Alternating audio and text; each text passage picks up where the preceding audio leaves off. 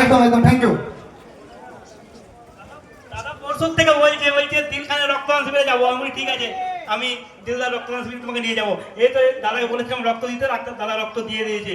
পান্নাদা তুমি এভাবেই মানুষের পাশে থাকো, মানুষের সাথে থাকো। আর বলি, যারা প্রতিবন্ধীরা আছো, কোনো সুযোগ সুবিধা পাওনি, তারা, আমি হচ্ছি সায়নদা, আমার সঙ্গে যোগাযোগ করতে পারো। আমার নাম্বারটা হচ্ছে 8509393860। একান্ত যারা প্রতিবন্ধীরা কোনো সুযোগ সুবিধা পাওনি, আমার সঙ্গে যোগাযোগ করো। তিনদার কেন নাম্বার আছে আমার।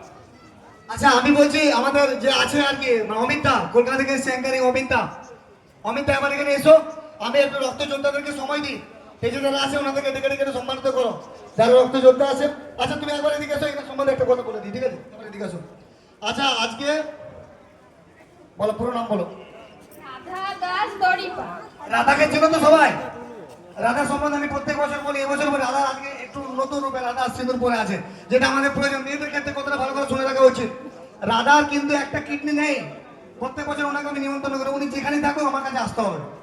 রাধা যাকে